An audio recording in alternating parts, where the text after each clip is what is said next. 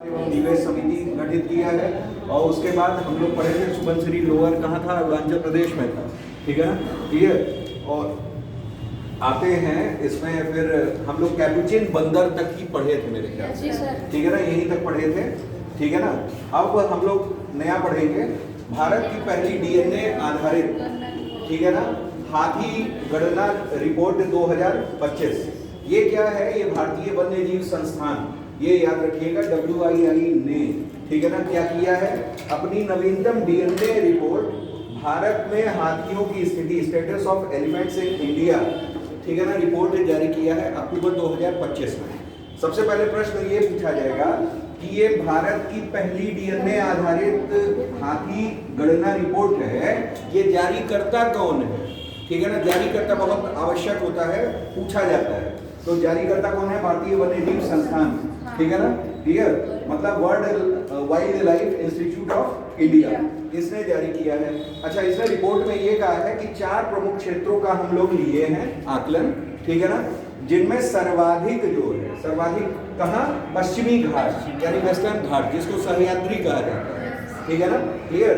उसके बाद उत्तर पूर्वी, बाकी याद ना हो वो चलता है, लेकिन सबसे ज्यादा वाला आपको याद होना चाहिए कहाँ?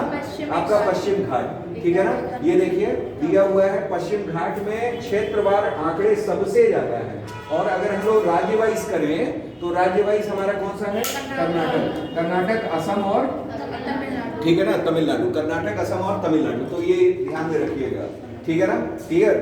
तो ओवरऑल अब ये क्या है, आप जान रहे हैं कि 1992 में आपका क्या है, प्रोजेक्ट एलिफेंट है, ठीक है ना। प्रोजेक्ट एलिफेंट कब है?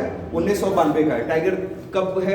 1973 का है, ठीक है ना, 1973, 1973, 29 जुलाई 1973, ठीक है ना, 1973 अधिनियम है। टाइगर अधिनियम कब का? 1973, ठीक है ना। इसी तरह एलिफेंट अधिनियम कब का? 1992, ठीक है ना, क्लियर। ये ध्यान रखिएगा। हाथी दिवस कब मनाया जाता है? हाथी दिवस कब मनाया जाता है? ये याद होना चाहिए। हाथी दिवस, शेर दिवस, बाघ दिवस, गौरैया दिवस, ये 4 जानवरों के तो एकदम याद होने चाहिए। लिख लीजिए, हाथी दिवस 12 अगस्त, हाथी दिवस 12 अगस्त, ठीक है ना भाई। एनवायरनमेंट भी हम लोगों में एक पेपर है, ठीक है ना, तो उसमें पूछा जाता है ये सब। लिखिए हाथी दिवस 12 अगस्त, ठीक है ना, 12 अगस्त हाथी दिवस। उसके बाद लिखिए 10 अगस्त, 10 अगस्त शेर दिवस, लॉयन डे, ठीक है ना। शेर दिवस कब? 10 अगस्त, मतलब 1-2 दिन, मतलब 1 दिन पहले, ठीक है ना। फिर उसके बाद आ जाइए टाइगर दिवस 29 जुलाई, टाइगर दिवस 29 जुलाई, ठीक है ना। और गौरैया दिवस 20 मार्च, स्पैरो डे, ठीक है ना। स्पैरो डे कब? 20 मार्च, ठीक है ना, क्लियर। तो ये ध्यान में रखिएगा। गौरैया दिवस कब सर? है 20 मार्च, 20 मार्च, ठीक है ना, गौरैया दिवस, ठीक है ना। चलिए अब ये देखिए यहाँ दिया हुआ है भारत में हाथियों की, हाँ, 12 अगस्त ऐसे ही डे कर दिया गया है कि हाथियों के मतलब संरक्षण को उजागर करने के लिए किसी का भी डे मनाया जाता है, इस वजह से ताकि उस पर भी ध्यान दिया जा सके, उस मुद्दे पे, ठीक है ना, क्लियर। अब भाई बाघ दिवस हो गया, क्यों? बाघ संरक्षण से रिलेटेड। हाथी दिवस, लॉयन दिवस, ठीक है ना, जो कि लॉयन हमारे केवल एक ही जगह पाया जा रहा है, गिर पे। कहाँ? गिर, आपका सौराष्ट्र क्षेत्र में गिर वन है, ठीक है ना, गुजरात, वहीं पाया जाता है, ठीक है ना, क्लियर। अब आइए, भारत में हाथियों की संख्या की गणना वर्ष 1929 में शुरू हुई थी, ठीक है ना। ये सबसे पहला फैक्ट है, एक फैक्ट ये भी याद रखिएगा, क्योंकि अभी हाल ही में जब जो चीज हुई रहती है उससे रिगार्डिंग सारी चीजें आपको क्या होनी चाहिए, पता होनी चाहिए। हाथी की पहली गणना कब हुई? 1929 में। अधिनियम कब है? इसी का ठीक उल्टा कर दीजिए, 92। देखिए सब कनेक्ट करिए इसी से, ठीक है ना। हमें भी अभी सूझा है, पहले नहीं सूझा था, ठीक है ना। तो ये तुरंत क्या होना चाहिए, इम्प्लीमेंट होना चाहिए, ठीक है ना। कि हाथी अधिनियम 92 का, और सबसे पहली जनगणना कब? 29 में, ठीक है ना। और 12 अगस्त, 12 अगस्त क्या? तो हाथी दिवस, ठीक है ना, क्लियर। अच्छा, ये चीज जानिए, ये पूछा जाता है कि कितने वर्षों पर हाथी गणना की जाती है? 5 वर्षों पर, ठीक है ना, क्लियर। अच्छा, ये जानवरों की जनगणना, जानवरों की गणना है। अब देख लीजिए, ये चीज आप लोग को जाननी चाहिए। जानवरों की गणना 5 वर्ष पे, मनुष्यों की गणना 10 वर्ष पर, ठीक है ना, प्रत्येक 10 वर्ष पर, ठीक। और वृक्षों की गणना 2 वर्ष पर। वृक्षों की गणना कौन करता है? FRI, forest research institute, Dehradun. लिख लीजिए, वृक्षों की जनगणना, वृक्षों की जनगणना, जनगणना कह रहा है, वृक्षों की गणना लिखिए, वो जन थोड़ी ना हुए, एक वृक्षों की गणना, ठीक है ना, वृक्षों की गणना, ठीक। फॉरेस्ट रिसर्च इंस्टीट्यूट, FRI, ठीक है ना, फॉरेस्ट रिसर्च इंस्टीट्यूट देहरादून, ठीक है ना, वो करता है, ठीक है ना, फॉरेस्ट रिसर्च इंस्टीट्यूट, ठीक। आगे आइए नेक्स्ट। तो मतलब ओवरऑल ये रिपोर्ट उसी से आधारित है। क्या? कर्नाटक नंबर 1, असम दूसरे, असम में एक है काजीरंगा नेशनल पार्क, ठीक है ना, क्लियर। और उसके बाद हमारा कौन है? ये तमिलनाडु, आप जान रहे हैं, और पश्चिमी घाट में सबसे ज्यादा हाथी पाए जाते हैं, ठीक है ना, क्लियर। अब आगे आइए, अंटार्कटिका में मैत्री सेकेंड स्टेशन बनाने की योजना चल रही है, ठीक है ना, क्लियर। अंटार्कटिका में क्या है? मैत्री स्टेशन, मैत्री 2 स्टेशन बनाने की क्या चल रही है? योजना चल रही है। इसमें क्या है कि अंटार्कटिका में जैसे क्या है कि इसका एक अनुसंधान संस्थान हमारे यहाँ है गोवा में, ठीक है ना, क्लियर। उसी के देख रेख में तमाम अनुसंधान रिसर्च इंस्टीट्यूट्स हमारे कहाँ अंटार्कटिका में खोले जाते हैं, ताकि वहाँ जीवन के क्या उपाय और क्या रिसर्च और क्या मतलब जो भी अनुसंधान किए जा सके उस जगह के बारे में वो किए जाए। तो ये अब तक का ये चौथा स्टेशन, ये अब तक का कैमा स्टेशन है? चौथा स्टेशन है, ये ध्यान रखिएगा, ठीक है ना। इनके अलावा और भी कई रहे हैं, वो जान लीजिए। जैसे दिया हुआ है, मैंने अभी आपको बताया था, गोवा में स्थित national centre for polar and ocean research, ठीक है ना, गोवा में है, ठीक है ना। यही अंटार्कटिका में जितने भी स्टेशंस बनाए जाते हैं रिसर्च के लिए, और ये बड़ा इंपॉर्टेंट मुद्दा है, ये ध्यान में रखिएगा, 2021 या 22 के पेपर में भी आया था, ठीक है ना, इस सब के बारे में, ठीक है ना, आप देख लीजिएगा पीसीएस में। तो ओवरऑल क्या है कि ये सेंटर जो है national centre for polar and ocean research, ठीक, NCPOR, इसके तहत क्या किया जाता है, इस अंटार्कटिका क्षेत्र पे जितने भी मतलब अनुसंधान, वैज्ञानिक अनुसंधान जो भी किए जाते हैं वो इसी के थ्रू किए जाते हैं और सेंटर्स स्थापित किए जाते हैं। अब देखिए, भारत का अंटार्कटिक अभियान कब शुरू हुआ था? ये 1981 में, ठीक है ना। तो स्टेशंस बनाने शुरू हुए। पहला स्टेशन जो था वो था दक्षिण गंगोत्री 1983 में, 1983 में, ठीक है ना, क्लियर। 1983 में दक्षिण गंगोत्री, फिर 6 वर्ष बाद आपका मैत्री आया, ठीक है ना, गंगोत्री, मैत्री, और फिर उसके बाद भारती। भारती कब आया? 2012 में, ठीक है ना, क्लियर। अब आप देखिए कि ये आपका 83 से 89, ठीक है ना, और उसके बाद हमारा सीधे कब? 2012 में, ठीक है ना, 21-22 वर्ष बाद में। उससे मतलब नहीं हमें सन याद रखना है, ये सन पूछे जाते हैं, ये ध्यान में रखिएगा, ठीक है ना, ये सन पूछे जाते हैं, इंपॉर्टेंट है।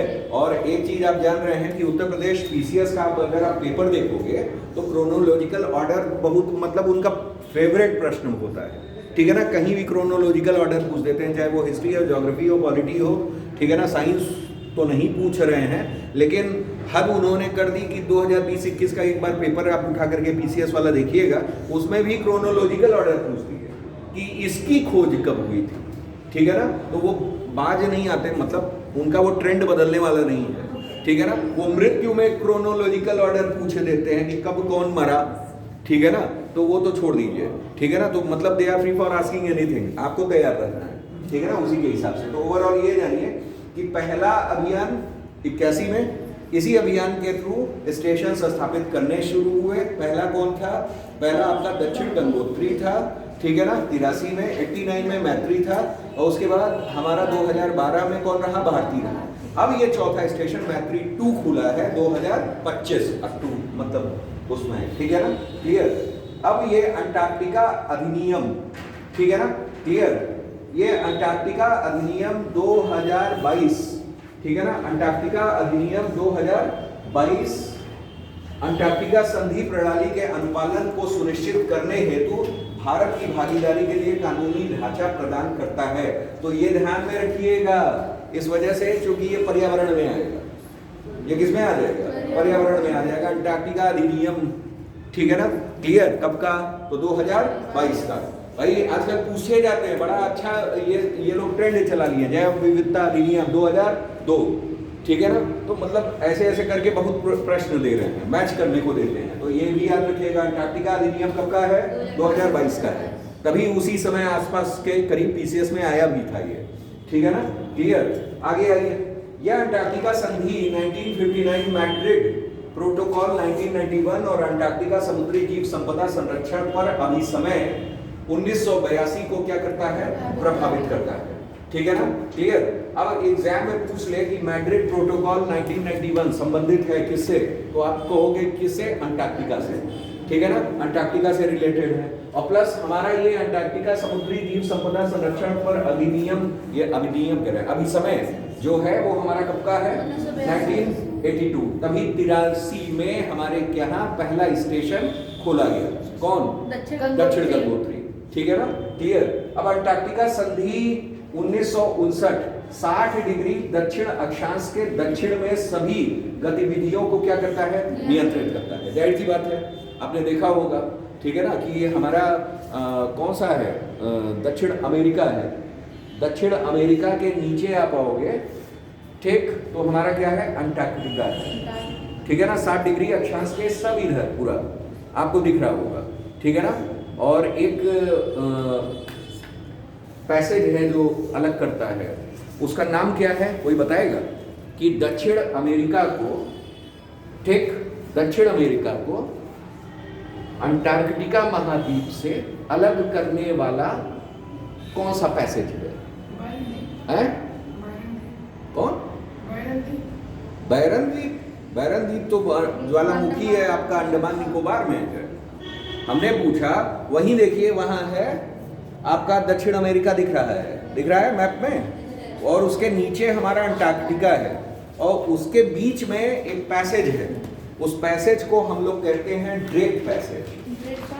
ड्रेक पैसेज दिया है ना, ड्रेक, हाँ वही है, ठीक है ना। आपको इस साइड में दिख जाएगा, पीछे भी दिख जाएगा ड्रेक पैसेज, यहीं कहीं दिखेगा, यहाँ नहीं तो और किसी में देखिए ड्रेक पैसेज यहीं कहीं दिया होगा, ठीक है ना। ड्रेक पैसेज है जो क्या करता है? अलग करता है, ठीक है ना। ड्रेक पास या ड्रेक पैसेज, ठीक, वही अलग करता है। ये एग्जाम में कई बार आया हुआ है, ये ध्यान में रखिएगा कि ड्रेक पैसेज किसको, ठीक।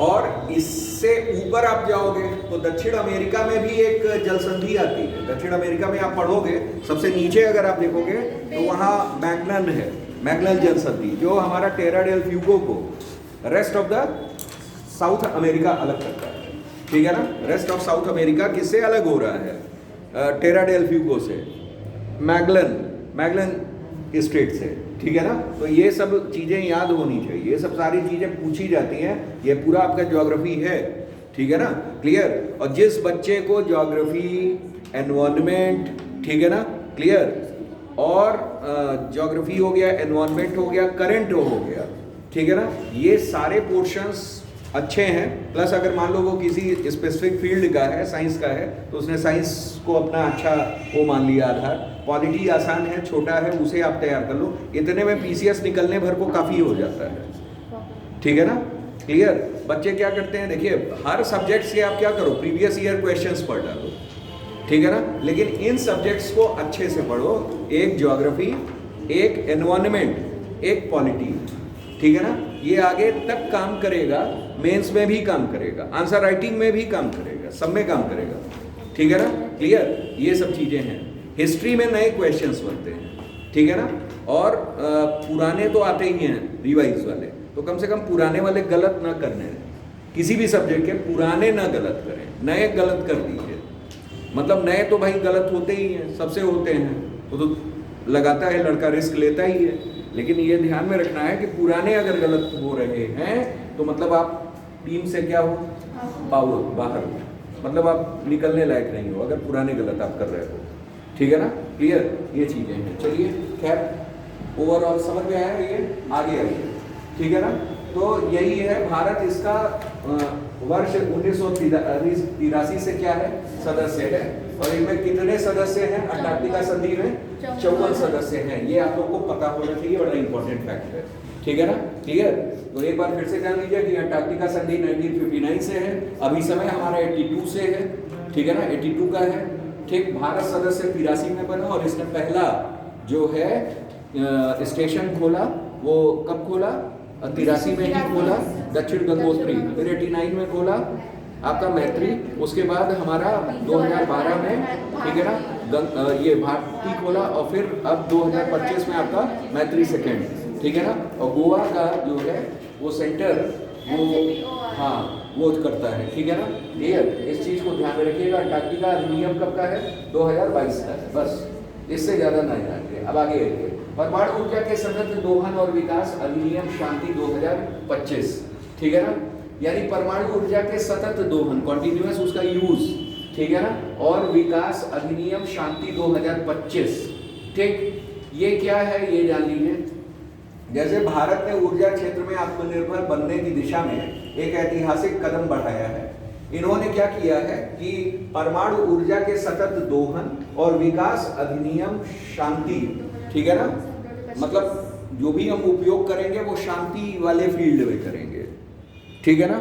वो जैसे विध्वंसकारी भी प्रयोग होता है परमाणु का, तो हम उसमें नहीं, शांति रूप में हम इसका प्रयोग करते हुए क्या कर रहे हैं, 2025 में एक अधिनियम को मंजूरी दी है, ठीक है ना, क्लियर। अब यहाँ क्या है, इस अधिनियम की बात अगर कर लीजिए तो भारत ने 2025 तक 8.9 गीगावाट क्षमता क्या कर ली है, परमाणु क्षेत्र में हासिल कर लिया है, ठीक है ना, क्लियर। अब ये क्या है, इसका लक्ष्य है कि 2047 तक 100 गीगावाट तक पाने का लक्ष्य है, ये ध्यान रखिएगा, ठीक है ना। अब देखिए होता क्या है, हमने आपको पहले ही बता दिया था कि ये परमाणु विखंडन प्रक्रिया के द्वारा बनाया जाता है। किसके द्वारा बनाया जाता है? परमाणु विखंडन यानी न्यूक्लियर फिजन, ठीक है ना। न्यूक्लियर फिजन में कौन? श्रृंखला अभिक्रिया के द्वारा। श्रृंखला अभिक्रिया यानी चेन रिएक्शन, चेन रिएक्शन, ठीक है ना, न्यूक्लियर फिजन। इसके थ्रू हम लोग क्या करते हैं, हम लोग मतलब परमाणु ऊर्जा प्राप्त करते हैं। अब परमाणु ऊर्जा के दो स्वरूप होते हैं, एक होता है विध्वंसकारी और एक हमारा होता है कैसा, शांतिपूर्वक, ठीक है ना। जब जैसे होता क्या है कि हम लोग यूरेनियम पे न्यूट्रॉन्स की बम्बार्डिंग कराते हैं तो बड़ी तेजी से विखंडित होता है। 3 में हुआ, 3 से 9 में हुआ, 9 से 27, 81 आगे, ठीक है ना, वो बढ़ता चला जाता है, ठीक है ना, क्लियर। एक श्रृंखला बनती चली जाती है। अगर उसको हम लोग कंट्रोल कर लेते हैं with the help of control rods, ठीक है ना, ग्रेफाइट्स, ठीक है ना, मॉडरेटर्स की मदद से, इस सब की मदद से अगर हम लोग कंट्रोल कर ले जाते हैं। अब की आपके आरओ का जो पेपर अभी हुआ है उसमें भी आपने देखा होगा पेपर में, ठीक है ना, कि निम्नलिखित में से कौन यूज में आता है एज अ मॉडरेटर, ऐसा कुछ पेपर में था, ठीक है ना, क्लियर। मैंने एक नज़र देखा, मैं बहुत अभी पूरा नहीं देखा है मैंने, लेकिन मैंने देखा उसमें पेपर कुछ इस तरीके का था कि कौन कौन यूज आता है, ठीक है ना। उसमें ये था, ये कई सारी चीज़ें थी, ठीक। तो ओवरऑल आपको पता होना चाहिए। तो ये कंट्रोलिंग के कारण जब कंट्रोल हो जाता है तो उसको हम लोग कहते हैं कंट्रोल्ड न्यूक्लियर फिजन, और ये कंट्रोल्ड न्यूक्लियर फिजन से हम लोग क्या बनाते हैं, बिजली बनाते हैं। और अगर अनकंट्रोल्ड ये रहेगा तो क्या बनेगा, एटम बम बनेगा। क्या बनेगा? एटम बम बनेगा, ठीक है ना। जैसा कि हिरोशिमा और नागासाकी में हुआ था। हिरोशिमा जो हुआ था वो कब हुआ था, वो आपका 6 अगस्त 1945, और नागासाकी कब हुआ था, 9 अगस्त 1945, ठीक है ना। तो ये सब चीजें जानिए। तो वही है कि भारत की वर्तमान क्षमता अगर पूछी जाए, ये डेटा बहुत इंपॉर्टेंट है, ये याद रखिएगा, ठीक है ना। ये डेटा बहुत इंपॉर्टेंट है। भारत में अभी वर्तमान में कितना, 2025 तक 8.9 गीगावाट, ठीक है ना, विद्युत क्षमता हासिल है, ठीक है ना। लेकिन लक्ष्य 2047 तक कितना है, लक्ष्य 2047 तक 100 गीगावाट पाने का लक्ष्य इन्होंने बनाया हुआ है, ठीक है ना, क्लियर। आगे आइए, आगे हमारा दिया हुआ है क्या, एक ऐतिहासिक नीतिगत बदलाव करते हुए sustainable harnessing and advancement of nuclear energy for transforming India, यानी शांति विधेयक। इसका नाम ही क्या कर दिया गया इन्होंने, शांति कर दिया है, ठीक है ना। अब देखिए एग्जाम में प्रश्न आपके कैसे आएगा, शांति विधेयक यानी शांति बिल संबंधित है किससे? तो आप किससे कहोगे? ठीक है ना, बिल्कुल। क्या कहेंगे कि न्यूक्लियर, ठीक है ना, विद्युत ऊर्जा, ठीक है ना, न्यूक्लियर या एटॉमिक, ठीक है ना, इलेक्ट्रिक एनर्जी, मतलब न्यूक्लियर एनर्जी को इलेक्ट्रिक एनर्जी में कन्वर्ट करने से, ठीक है ना, क्लियर भाई? हम लोग बिजली बना रहे हैं, परमाणु बिजली, ठीक, क्लियर? तो वही चीजें हैं, ये आपका है, ठीक। तो हमारा क्या हुआ? Shanti, sustainable harnessing and advancement of nuclear energy for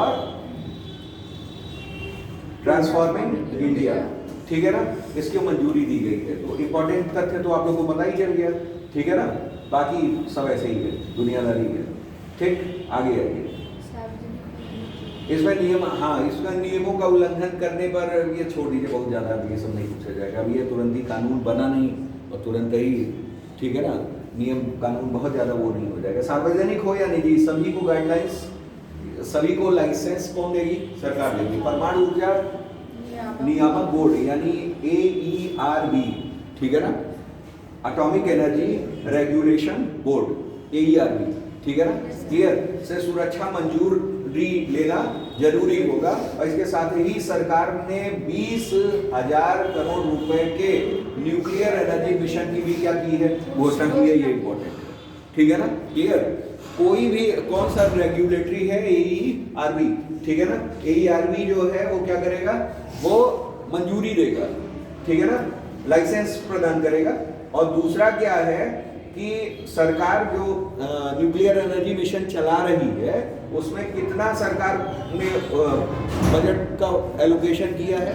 आपका 20,000 करोड़, ठीक है ना, 20,000 करोड़ बहुत होता है, ठीक है ना। मतलब सरकार इस समय प्रेजेंट टाइम में 2-3 फील्डों पे ज़्यादा वो फोकस कर रही है, ठीक है ना।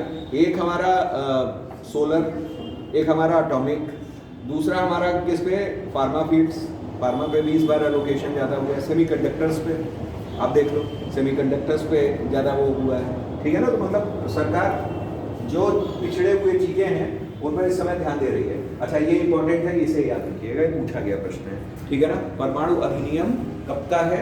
1962 का है, ठीक है ना। परमाणु ऊर्जा अधिनियम कब का है? 1962 का है, 1962, ठीक है ना। जितने भी इस तरह के अधिनियम होते हैं, ठीक है ना, वो पूछे जाते हैं, ठीक है ना, क्लियर। कहीं ना कहीं कभी ना कभी एग्जाम में आपको भेंट वार्ता हो ही जाती है, ठीक है ना। अधिनियम बड़े इंपॉर्टेंट होते हैं क्योंकि क्रोनोलॉजिकल ऑर्डर हो जाता है। सिविल में मतलब यूपीएससी में नहीं होगी, लेकिन यूपीपीएससी क्रोनोलॉजिकल ऑर्डर उनका मतलब समझ लीजिए चहेता है, ठीक है ना, क्लियर।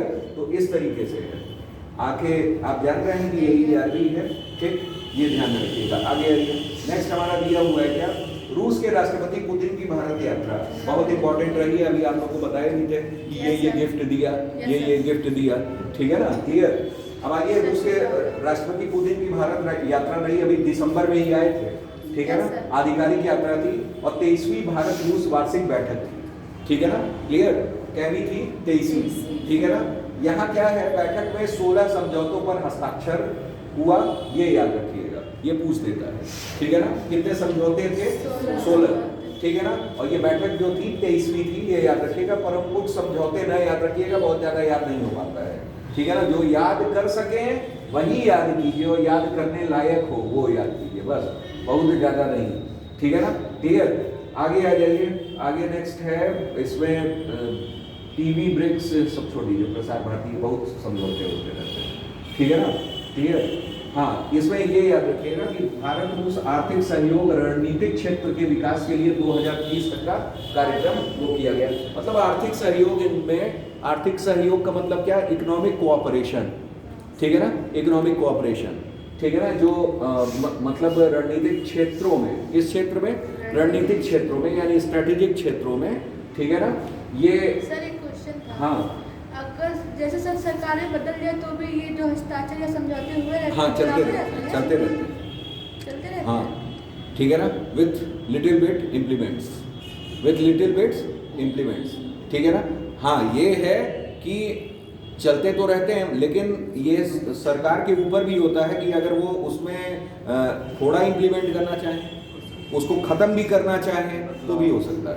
अभी दो देशों के बीच में दबाव बढ़ गया है, ठीक है ना। तो जितनी डील्स, चाहे वो न्यूक्लियर डील हो, चाहे वो स्ट्रेटेजिक डील हो, चाहे वो FTA हो, हर तरह की डील क्या हो जाती है, कैंसिल होने लगती है, ठीक है ना। समझ रहे हैं। अभी जैसे G7 में खुशी खुशी आया था कौन, रशिया, भाई G8 था, ठीक। उसने क्या किया, क्रीमिया को अधिकार किया। तुरंत जितने भी संपन्न देश थे खिलाफ चले गए, ठीक है ना, विरोध में चले गए। उसको कहे भैया आप निकल जाओ, आपसे निवेदन है क्या, आप निकल जाओ। तो G7 हो गया G8, ठीक है ना। तो मतलब उसमें भी आखिर शामिल होने से पहले कुछ एग्रीमेंट्स हुए होंगे, कई चीज़ें हुई होंगी, ठीक है ना। तो ये सब चीज़ें होती हैं, ठीक है ना। आगे रूसी पक्ष ने अंतर्राष्ट्रीय बिग कैट अलायंस IBCA, ठीक है ना, में क्या किया है, शामिल होने के लिए फ्रेमवर्क समझौते को अपनाने की घोषणा की है। भाई ये कभी भी चाहे निकल सकता है, ठीक है ना। आज अच्छे दिन चल रहे हैं तो ठीक है, कल बुरे दिन आ जाएंगे तो निकल जाएगा, ठीक है ना। तो ओवरऑल ये है। अब यहाँ देखिए क्या है, यहाँ दिया हुआ है कि नई दिल्ली स्थित राष्ट्रीय शिल्प संग्रहालय और हस्तकला अकादमी और मास्को स्थित इतना इतना इतना, इसमें इंडिया फैब्रिक ऑफ टाइम के लिए सहमति बनी है। ये बनी है कुछ संग्रहालय म्यूजियम से रिलेटेड है, ठीक है ना, हालांकि बहुत इंपॉर्टेंट नहीं है। अच्छा, इसमें देख लीजिए 30 दिनों का निःशुल्क ई पर्यटक वीजा प्रदान करने पर सहमति बनी है। ये इंपॉर्टेंट है, ठीक है ना। पूछा जा सकता है कि अभी वीजा क्षेत्र में कितने दिनों की सहमति, मतलब फ्री वीजा की सहमति बनी है, कितना, 30 दिन, ठीक है ना। 31 दिन हुआ तुरंत आपको क्या करना पड़ेगा, बनवाना पड़ेगा, ठीक है ना। तो अभी तक कितने दिन तक फ्री वीजा, 30 है। द्विपक्षीय वार्ता में दोनों नेताओं ने 2030 तक द्विपक्षीय व्यापार $100 अरब डॉलर ये द्विपक्षीय कारोबार का, ये ध्यान रखिएगा, ठीक है ना। इंपॉर्टेंट है, ये लक्ष्य होता है और ये लक्ष्य पूछा जाता है, ठीक है ना। क्लियर। खासकर सबसे ज़्यादा ये सब लक्ष्य, इस तरह के लक्ष्य जाते हैं कहाँ तक पूछा जाता है, जो बैंक वाले पेपर होते हैं, ठीक है ना। हमने जो देखा है कि पहले बैंकों के पेपर हुआ करते थे, तो जो सोशियो इकोनॉमी वाला सेक्शन होता है उनमें, तो सोशियो इकोनॉमी वाले में ये सब प्रश्न पूछ देते हैं कि बताओ द्विपक्षीय व्यापार जो है, बायलैटरल जो ट्रेड चल रहा है, उनमें टारगेट इतने वर्ष तक कितना रखा गया है, ठीक है ना। तो वो टारगेट पूछ देते हैं कि कितने अरब डॉलर, कितने अरब ये, ठीक है ना। क्लियर। तो 2030 तक रशिया के साथ कितना है, 100 अरब डॉलर का द्विपक्षीय कारोबार है, यानी बायलैटरल ट्रेड है, ठीक है ना। क्लियर। अब आगे जान लीजिए, आगे ऐसा ही है। अच्छा, S-400 कहाँ का है, वहीं का है, रशिया का है, ठीक है ना। सुखोई 30 MKI अपग्रेडेड, सुखोई भी कहाँ का है, रशिया का है, ठीक है ना। सुखोई 57 भी कहाँ का, रशिया का, ठीक है ना। क्लियर। तो एक नज़र इन पर भी डाल लीजिएगा कि ये कहाँ की है, रशिया की है। जैसे आप जानते हो अपाचे हेलीकॉप्टर कहाँ का है, अमेरिका का, USA का, ठीक है ना। क्लियर। राफेल कहाँ का है, फ्रांस का, ठीक है ना। क्लियर। इसी तरह से सुखोई कहाँ का है, ठीक है ना। फिर उसके बाद आपसे पूछा जाता है वो, अरे कौन है, ब्रह्मोस, भारत और रूस का, ठीक है ना।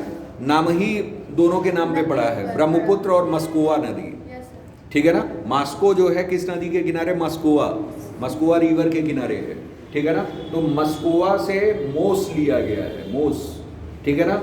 और ब्रह्मपुत्र से ब्रह्म लिया गया, तो ब्रह्मोस, ठीक है ना। तो ये भारत और रशिया, ठीक है ना।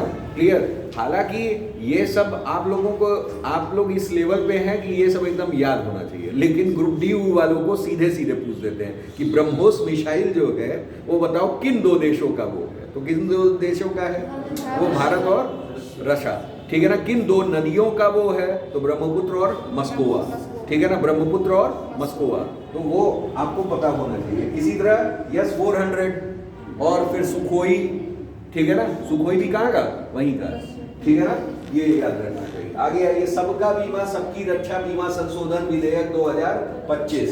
इसमें क्या है, ये बहुत बहुत बहुत इंपॉर्टेंट वो है। क्या पूछेंगे कि FDI में ठीक है ना। निवेश के लिए एफडीआई में एफडीआई कितना परसेंटेज चल रहा है, ठीक है ना। जैसे चलता है या तो 49%, या तो आपका चलता है 74%, या तो आपका चलता है 100%, ठीक है ना। तो ये सब ऑप्शंस आपको देंगे, ठीक है ना। फिर किससे, ऑटोमेटिक रूट या गवर्नमेंट रूट, दो रूट्स होते हैं, ठीक है ना। क्लियर, इनसे चल रहा है। फिलहाल में जानिएगा कि बीमा क्षेत्र में 100% फॉरेन डायरेक्ट इन्वेस्टमेंट यानी विदेशी निवेश पे ये तैयार हो चुके हैं। इसके लिए एक विधेयक पारित किया गया है। उस विधेयक का नाम क्या है, सबका बीमा सबकी रक्षा बीमा संशोधन विधेयक 2025, ठीक है ना। क्लियर, ये याद रखिएगा। 16 दिसंबर को लोकसभा में पारित हो गया।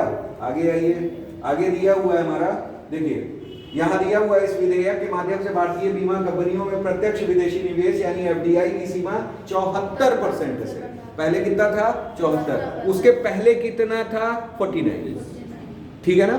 यही रहता ही है, या तो 49 या तो 74 या तो 100, ठीक है ना। तो ओवरऑल 74% से सीमा बढ़ा करके कितनी कर दी गई है, 100% करने का प्रस्ताव है। यह विदेशी पूंजी को प्रवाह बढ़ने, सेवाओं की गुणवत्ता में सुधार, बीमा बाजार में प्रतिस्पर्धा मजबूत करने होने की संभावना है।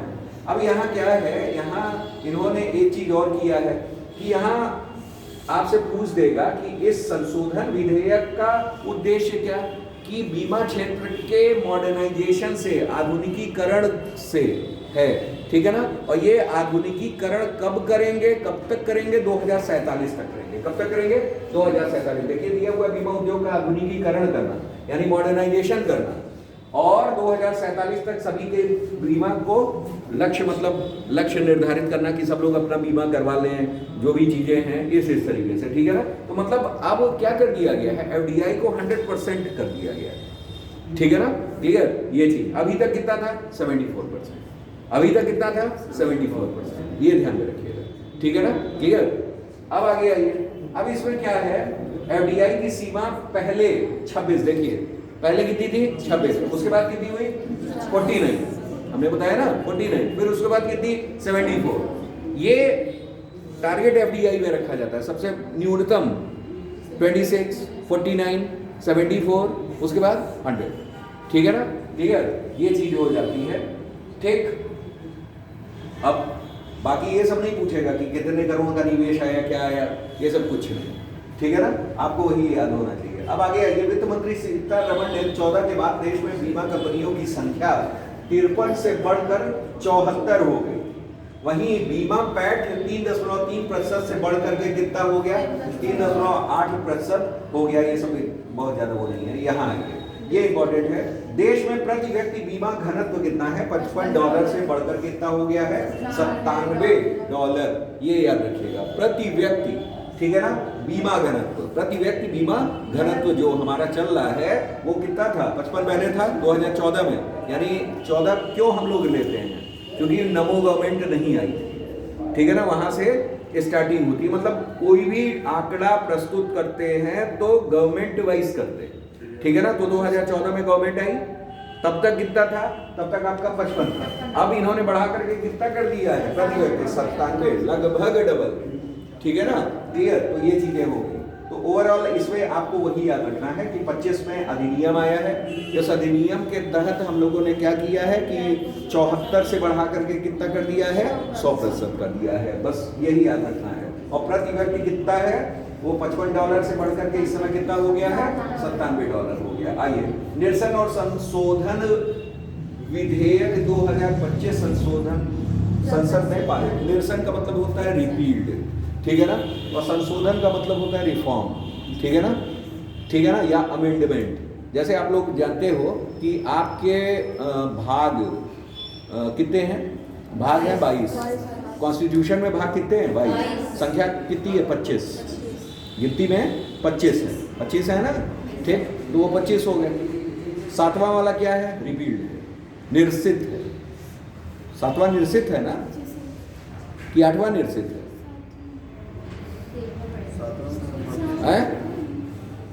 7वां क्या है,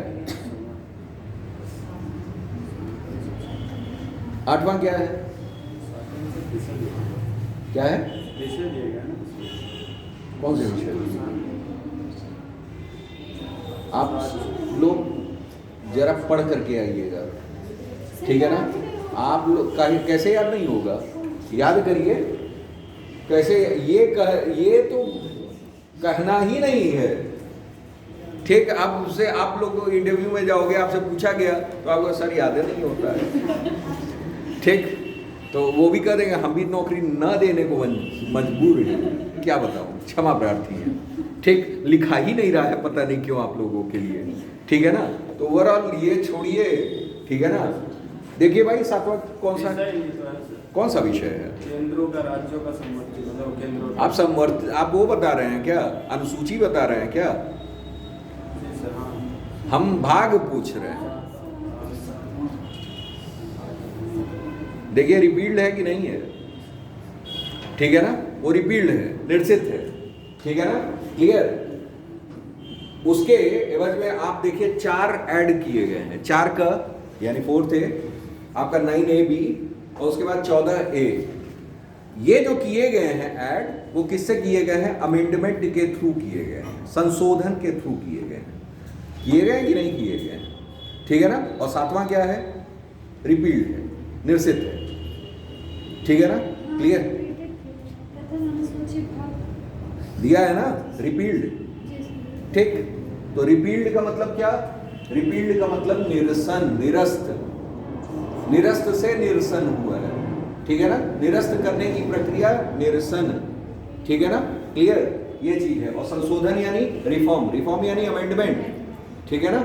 ये हुआ, विधेयक पारित हुआ है 2025 में, संसद में पारित हुआ है। अब आइए, संसद में नागरिकों के जीवन को आसान बनाने के लिए, और आसान, अभी तक आसान है, और आसान बनाने के लिए एक दिशा महत्वपूर्ण कदम 71 पुराने और अप्रासंगिक कानूनों को निरस्त कर दिया गया है या संशोधित करने से जुड़े निरसन और संशोधन विधेयक 2025 में क्या किए गए हैं?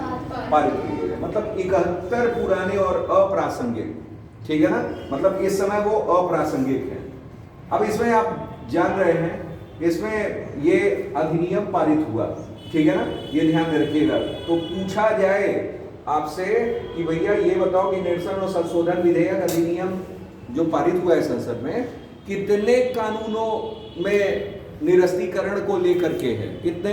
71, 71, ठीक है ना, क्लियर। ये जानिएगा। अब आया है वीबी, विकसित भारत, जी राम जी अधिनियम 2025 राष्ट्रपति को मंजूरी, मतलब दे दिया गया है। ये किसकी जगह आया है?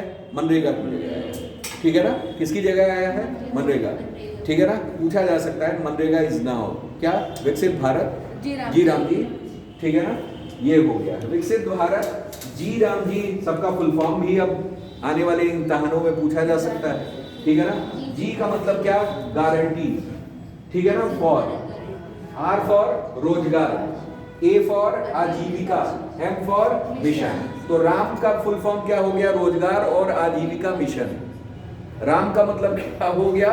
रोजगार और आजीविका मिशन, ठीक है ना, क्लियर। ये हो गया, ठीक। और जी फॉर गारंटी, और उधर जी फॉर ग्रामीण हो गया। समझ में आ गया? एक जी फॉर गारंटी और एक जी फॉर ग्रामीण। आर फॉर रोजगार, आर फॉर राम नहीं, ठीक। राम में आर फॉर, ठीक। आर फॉर रोजगार, ए फॉर, ठीक, आजीविका, और एम फॉर मिशन। राम का फुल फॉर्म याद रखिए आप, ठीक है ना। हाँ बोलो जय श्री राम, ठीक। अब भाई यहाँ धार्मिक वो नहीं हो रहा है, मैंने ऐसे ही मजाक किया, इसे सीरियस ना लीजिएगा, ठीक। आगे आइए। अब यहाँ दिया हुआ है 100 के बजाय 125 दिनों के रोजगार की क्या मिलेगी? गारंटी मिलेगी, ठीक है ना। अभी तक आपको एक मिनिमम गारंटी, जानती है क्या है ये? जैसे आप लोग जानिए क्या है। जैसे अगर दिया हुआ है मनरेगा, मनरेगा क्या था?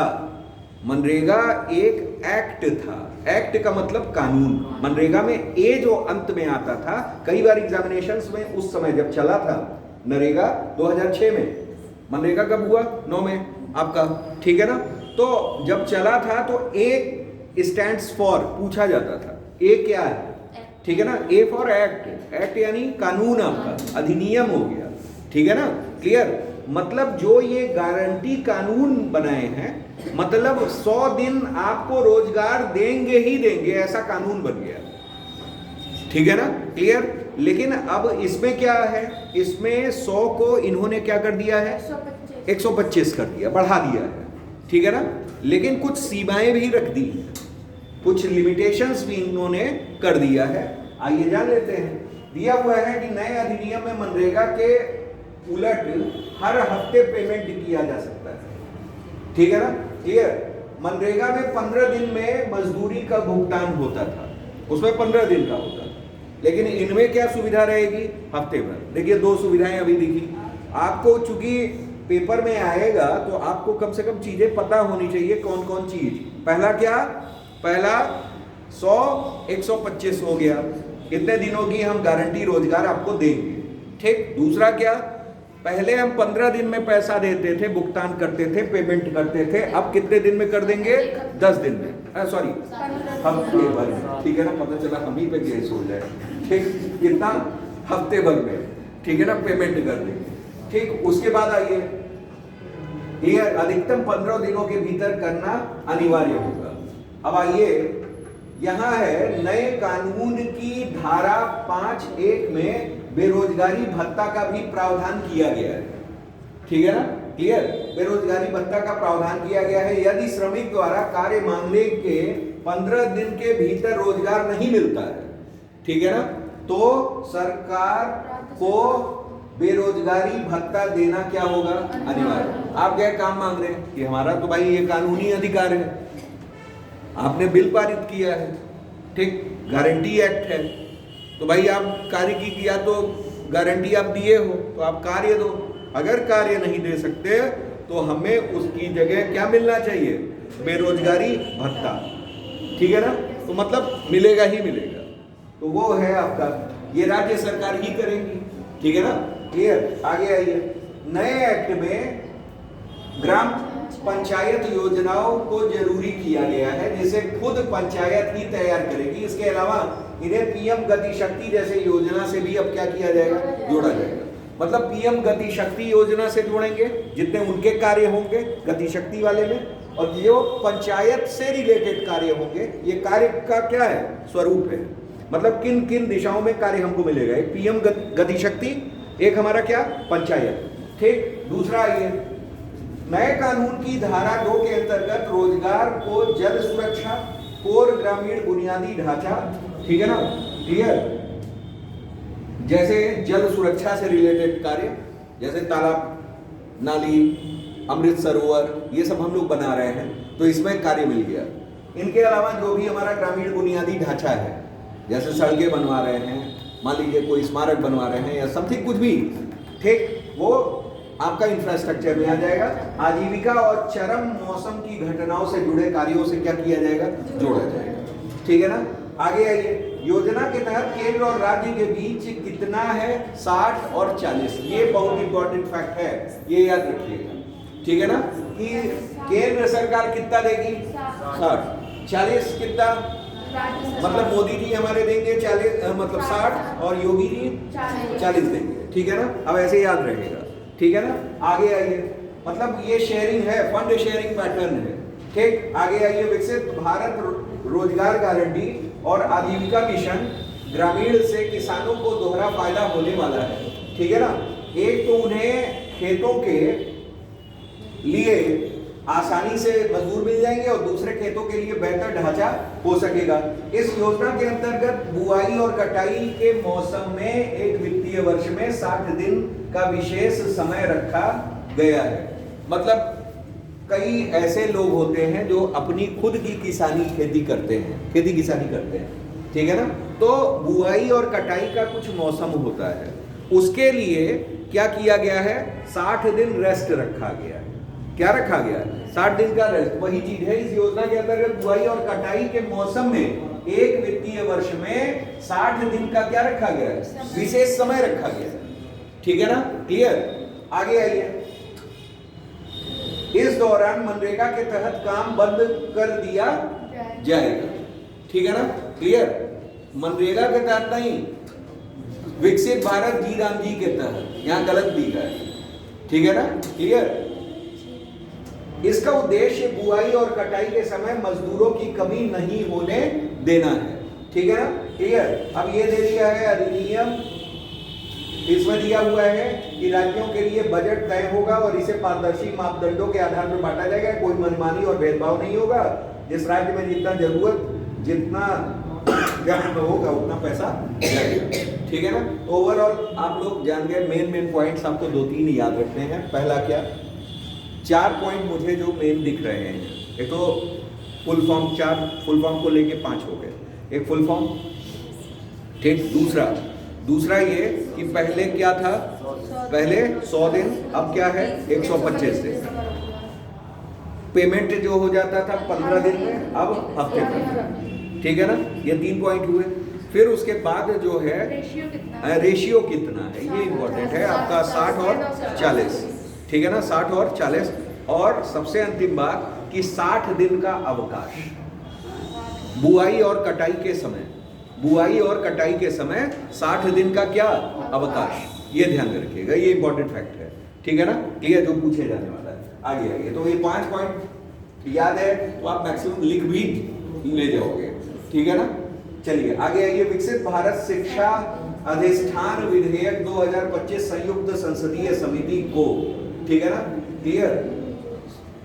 संयुक्त संसदीय समिति आप लोग जान रहे हैं, JPC, ज्वाइंट पार्लियामेंट्री कमेटी, ठीक है ना, क्लियर, ज्वाइंट पार्लियामेंट्री कमेटी, ठीक है ना, ये याद रखिएगा। ये ज्वाइंट पार्लियामेंट्री कमेटी में JPC में कितने सदस्य होने चाहिए, JPC में 30 होने चाहिए शायद, ठीक है ना, एक बार कंफर्म कर लीजिएगा। 30 होते हैं, 20 और 10 का रेशियो होता है, इस तरह से कुछ, ठीक है ना। आइए यहाँ दिया हुआ है संयुक्त संसदीय कमेटी के बाद भेजा जाता है, ठीक। ये ध्यान में रखिएगा, भारत की उच्च शिक्षा व्यवस्था में बड़ा बदलाव करने की दिशा में कदम बढ़ाया गया है, ठीक है ना। इसमें नियमन, मान्यता और प्रशासन में मौजूदा व्यवस्था ही बहुत इंपॉर्टेंट है नहीं उस हिसाब से, ठीक है ना। इसमें UGC जो आजकल मुद्दा करवाया हुआ है, फिर AICTE, ठीक है ना, मतलब ये तो खुद एक भेदभाव कानून हो गया, ठीक है ना, क्लियर। और फिर अखिल भारतीय तकनीकी शिक्षा परिषद AICTE और राष्ट्रीय अध्यापक शिक्षा परिषद NCTE प्रमुख है, ठीक है ना, क्लियर। मतलब इस पे कोई जज ही नहीं हो पा रहा है कितना सही कितना गलत, ठीक है ना। अब क्या होगा ईश्वर जाने, ठीक। चलिए आगे आइए। विधेयक के केंद्र में विकसित भारत शिक्षा अधिष्ठान, जो 12 सदस्यीय एक शिक्षा शीर्ष छात्र आयोग के रूप में कार्य करेगा, भारत में उच्च शिक्षा नियमन के लिए सर्वोच्च प्राधिकरण होगा। ये ध्यान में रखिएगा, ये इंपॉर्टेंट है, ठीक है ना। क्या इसका मतलब, विकसित भारत शिक्षा अधिष्ठान, ये क्या है, एक ये सर्वोच्च प्राधिकरण है। किस क्षेत्र में प्राधिकरण है, भारत में उच्च शिक्षा नियमन के लिए, ठीक है ना, क्लियर। उच्च शिक्षा नियमन यानी रेगुलेशन, ठीक है ना, जिसमें कितने सदस्यीय, 12 सदस्यीय एक शीर्ष छात्र आयोग के रूप में कार्य करेगा। अच्छी बात यह है कि छात्र आयोग है, कमीशन जो है 12 सदस्य किसका होगा, छात्रों का होगा, ठीक है ना। आगे आइए। इसमें शिक्षा मंत्रालय के प्रतिनिधि, उच्च शिक्षा संस्थानों के सदस्य, प्रतिष्ठित शिक्षाविद और नीति विशेषज्ञ भी क्या होंगे, शामिल होंगे। आगे यहाँ दिया हुआ है विकसित भारत विनियम परिषद, विकसित भारत गुणवत्ता परिषद और विकसित भारत मानक परिषद। इसके 3 क्या है, अंग हैं, मतलब ये ध्यान में रखिएगा, इसे एक बार देख लीजिएगा। हालांकि ये मेंस के लिए इंपॉर्टेंट है, ठीक है ना, लेकिन इनमें ये 3 पॉइंट्स जरूर याद रख लीजिएगा। वो जो बनाया गया है रेगुलेटरी नियामक, ठीक है ना, ये सर्वोच्च प्राधिकरण, ठीक है ना, उसमें कितने सदस्य होंगे वो याद रखिएगा, ठीक है ना। और ये 3 याद रखिएगा, 3 अलग अलग परिषद इसके लिए, अधिष्ठान के लिए क्या किए गए, गठित किए गए। इनके नाम आपको याद होने चाहिए। एक क्या, विकसित भारत तो सब में है, ठीक है ना। एक विनियमन परिषद यानी रेगुलेटरी, एक हमारा गुणवत्ता परिषद यानी एक क्रेडिटेशन काउंसिल, और एक हमारा क्या, मानक, ठीक है ना, मानक, गुणवत्ता और विनियमन, ठीक है ना, क्लियर, ये याद रखिएगा, ठीक। हाँ अरे रेस याद रखिएगा, RAS, R for regulatory council, ठीक, A फॉर एक्रेडिटेशन, और उसके बाद हमारा S फॉर स्टैंडर्ड, याद हो गया, ठीक है ना, वही बैठा लीजिएगा, समझ रहे हैं। आगे कोपरा जलाशय, ठीक है ना, देश का 95वां सिलिसेड झील, 96वां रामसर स्थल घोषित हो गया है। अभी आपके उत्तर प्रदेश का एटा में कौन पक्षी विहार है? पटना पक्षी विहार रामसर साइट घोषित हुआ है, उत्तर प्रदेश का 11वां, उत्तर प्रदेश का 11वां, ठीक है ना। एक गुजरात का भी हुआ है। तो ओवरऑल ऐसे ही आपके कितने हो गए? 96 थे, 98 हो गए, ठीक है ना, क्लियर, ये ध्यान में रखिएगा। उत्तर प्रदेश का कौन सा? पटना पक्षी विहार, नाम है पटना, और है कहाँ? एटा में, बहुत पूछा जाता है, ठीक है ना, क्लियर, ये ध्यान में रखिएगा। कहाँ है? एटा में, नाम क्या है? पटना। उसमें ऑप्शन जब पहली बार पूछा गया था तो बिहार भी ऑप्शन था, ये याद रखिएगा। तो कहाँ है? एटा में। एटा में पटना पक्षी विहार उत्तर प्रदेश का 11वां रामसर साइट, ठीक है ना, क्लियर। अब यहाँ दो याद कर लेते हैं, कोपरा जलाशय और सिलिसेड झील। कोपरा कहाँ है? छत्तीसगढ़। राजस्थान में सिलिसेड, ठीक है ना, याद कर लीजिए, बस काम खत्म। कोपरा छत्तीसगढ़, ठीक है ना, छत्तीसगढ़ में बिलासपुर जिले में है। हालांकि जिला नहीं पूछा जाता है, जनरली आपसे क्या पूछा जाता है? राज्य ही पूछे जाते हैं, ठीक है ना। तो कितने राज्य, मतलब कौन सा राज्य है? छत्तीसगढ़। छत्तीसगढ़ में कौन? हमारा कोपरा जलाशय, ये ध्यान में रखिएगा, ठीक है ना, ठीक है। आगे आते हैं, आगे हमारा दिया हुआ है क्या कि छत्तीसगढ़ में जो है ये छत्तीसगढ़ अंजोर विजन 2047 के अंतर्गत वर्ष 2030 तक 20 आर्द्र भूमि को रामसर स्थल घोषित करने का लक्ष्य घोषित किया गया है, ठीक है ना। ये अभी 2030 तक की बात है, ठीक है ना, कि यहाँ क्या करना है इनको, कि मतलब 20 हमें आर्द्र भूमियां यानी वेटलैंड्स क्या करना है? घोषित करना है, ठीक है ना। हालांकि सिलिसेड राजस्थान के अलवर जिले में है, और जो 5वां और देश का 96वां रामसर स्थल है, और प्रेजेंट डे में आपके कितने हो गए? 98 हो गए। अभी गुजरात बढ़ा है, और पटना यानी एटा, ठीक, पटना पक्षी विहार कहाँ है? एटा में, वो आपका 98 हो गया, ठीक है ना। तो 98 आपके रामसर साइट्स प्रेजेंट डे में हैं। अब इधर उधर आजकल में और बढ़ा हो तो मुझे नहीं मालूम, ठीक है ना। आगे आइए, जल शक्ति मंत्रालय द्वारा सुजलाम भारत ऐप लॉन्च किया गया। तो पहले तो आपसे यही पूछेगा कि सुजलाम भारत ऐप जो है ये किस मंत्रालय ने जारी किया है, ठीक है ना। तो आप किसे कहोगे? जल शक्ति मंत्रालय। एक्चुअल में है क्या ये कि ग्रामीण पेयजल प्रणालियों को ट्रैक करने में, प्रतिबंधित करने में, ठीक है ना, प्रबंधित करने में, प्रबंधित यानी मैनेज करना है। आजकल आपका चल भी रहा है, और आपके मेंस में कई बार पेपर भी आता है कि what are the techniques which are used in water management system, ठीक है ना। जो हमारे जल प्रबंधन में कौन कौन सी टेक्निक्स हैं जो यूज की जा रही हैं, या भारत सरकार उसके लिए क्या क्या योजनाएं चला रहा है, या ठीक है ना, किन किन चीज़ों का क्रियान्वयन कर रहा है, एग्जीक्यूशन कर रहा है, तो ये सब पूछे जाते हैं, ठीक है ना। जो आपका नदी जोड़ो परियोजना इस समय प्रेजेंट टाइम में चल रहा है, जितने भी नदी जोड़ो परियोजना हो जा रहे हैं, जैसे आपका केन बेतवा हो गया, ठीक है ना, तो ये सारे के सारे किससे है? वाटर मैनेजमेंट सिस्टम का वो पार्ट है, ठीक है ना। जो अमृत सरोवर योजनाएं आजकल गवर्नमेंट चला रही है, जगह जगह अमृत सरोवर्स बना रही है, तो ये भी हमारा क्या है? ये भी हमारा वाटर मैनेजमेंट सिस्टम का ही एक पार्ट है, ठीक है ना, हाउ टू मैनेज। तो उसी में है हमारा क्या एक्चुअल में कि पेयजल प्रणालियों को क्या करना? ट्रैक करना, उनको क्या करना? ट्रैक करना, और दूसरा क्या? प्रबंधित करना, और उन्हें बेहतर बनाने के लिए सुजलाम भारत ऐप से शुरुआत, ठीक है ना। मतलब ओवरऑल ये ऐप संबंधित हो गया आपका क्या? जल शक्ति मंत्रालय से, ठीक है ना, क्लियर। दूसरा क्या है भाई? इसमें जानिए कि इस ऐप को भास्कराचार्य राष्ट्रीय अंतरिक्ष अनुप्रयोग एवं भू सूचना संस्थान ने किया है, मतलब इसके सहयोग से विकसित किया गया है, ये ध्यान में रखिएगा, ठीक है ना, क्लियर। उसके बाद आ जाइए, उसके बाद हमारा बहुत कुछ इसमें नहीं है, आगे आ जाइए। IGI भारत का पहला वाटर पॉजिटिव एयरपोर्ट बना। इंदिरा गांधी एयरपोर्ट है इंटरनेशनल, ठीक है ना, ये जो है पहला वाटर पॉजिटिव एयरपोर्ट बना है, ठीक है ना, क्लियर। इसमें क्या है कि वाटर पॉजिटिव होने का मतलब ये है कि हवाई अड्डा जितना ताजा पानी उपयोग करता है उससे अधिक पानी वह प्रकृति में क्या करता है, वापस पहुंचाता है, मतलब रिसाइकिल प्रोसेस है भाई। ये हम लोग जान रहे हैं कि हम लोग रिसाइकल रीयूज, ठीक है ना, और मतलब ये प्रोसेसेस जो हैं आपके प्रकृति संरक्षण से जुड़े हुए हैं, ठीक है ना, क्लियर। तो ये रिसाइकिल का क्या है, एक उदाहरण है, अच्छा उदाहरण है, ठीक है ना।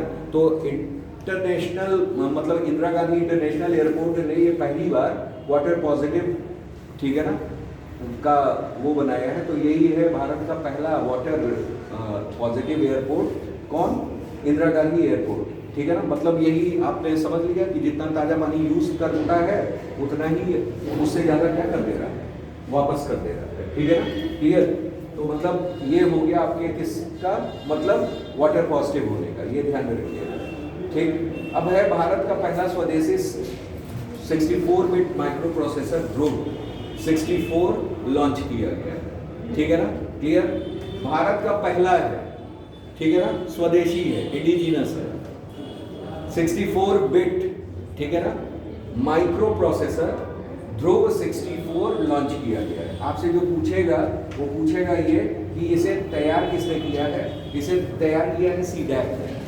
सीडैक यानी क्या, हमारा centre for development for advance computing, ठीक है ना, क्लियर।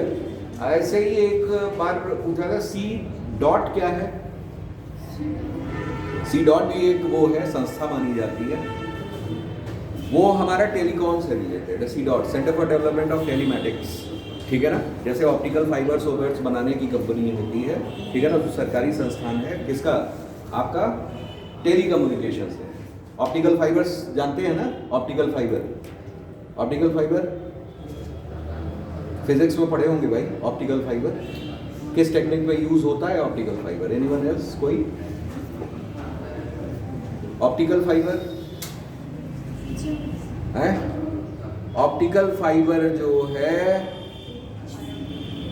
पूर्ण आंतरिक परावर्तन, टोटल इंटरनल रिफ्लेक्शन का गुण पाया जाता है। अल्ट्रा वो आपका एंडोस्कोपी होती है, उसमें भी ऑप्टिकल फाइबर्स यूज होते हैं, ठीक है ना, क्लियर। तो टोटल इंटरनल रिफ्लेक्शन इसमें वो होता है, ये ध्यान में रखिएगा, ठीक है ना। तो वो कौन बनाता है, सी डॉट, ठीक है ना, centre for development of telematics. और ये क्या है आपका सी डैक, सी डैक का मतलब क्या, centre for development of advance computing, ठीक है ना। तो इसी ने बनाया है क्या, ध्रुव 64, ठीक है ना। 64 का मतलब क्या, 64 बिट, ठीक है ना, 64 बिट, ठीक, क्लियर। आगे आइए, इसकी क्लॉक स्पीड जो होती है वो 1.0 गीगाहर्ट्ज एक क्लॉक स्पीड है इसकी, ठीक है ना, क्लियर, ये ध्यान में रखिएगा। आगे आइए, बस इससे ज़्यादा तो इसमें पढ़ना नहीं है, ठीक है ना। और विक्रम 3201 किसने बनाया है, विक्रम 3201 किसने बनाया है, अभी कुछ दिनों पहले ही पढ़ाया है। ये तो ध्रुव 64 हो गया, ये माइक्रो प्रोसेसर है, वो क्या है, वो चिप है, ठीक है ना, पहली स्वदेशी चिप। विक्रम 3201 किसने बनाया है, इसरो ने बनाया, ठीक है ना, किसने बनाया, इसरो ने बनाया। मध्य प्रदेश में NH-45 पर भारत की पहली वन्य जीव सुरक्षित सड़क की शुरुआत, NH-45 पे मध्य प्रदेश में। ये याद रखिएगा कि हिरन सिंदूर खंड है, भोपाल और जबलपुर को जोड़ता है। इसमें क्या है एक्चुअल में, मैं आपको बता दे रहा हूँ। जैसे आजकल पूछा जाता है कि हाउ टू कॉम्बैट, ठीक है ना, एक प्रश्न आता है मेंस में, how to combat animal human, ठीक है ना, कॉन्फ्लिक्ट्स, जानवर यानी पशु और मानव कॉन्फ्लिक्ट को, संघर्ष को कैसे कॉम्बैट किया जाए, कैसे उसको मतलब नियंत्रित किया जा सके, खत्म किया जा सके। तो उसका ये एक अच्छा उदाहरण है, ठीक है ना। ये अच्छा उदाहरण क्यों है जानिए, इसमें है क्या, इसमें दिया हुआ है आपका कि भोपाल और जबलपुर को क्या कर रहा है, जोड़ रहा है। इसमें दो आपके क्या है, टाइगर रिजर्व्स हैं, मतलब एक है अभ्यारण्य और एक है टाइगर रिजर्व। एक है नौरादेही वन्यजीव अभ्यारण्य और दूसरा हमारा क्या है, वीरांगना दुर्गावती टाइगर रिजर्व के बीच घने वन क्षेत्र से हो करके कौन गुजर रहा है, नेशनल हाईवे गुजर रहा है। जब नेशनल हाईवे 2 नेशनल पार्क से गुजर रहा है, मतलब एक अभ्यारण्य एक टाइगर रिजर्व है, तो स्वाभाविक है कि उस जगह ह्यूमन एनिमल कन्फ्लिक्ट होना ही होना है, ठीक है ना, क्लियर।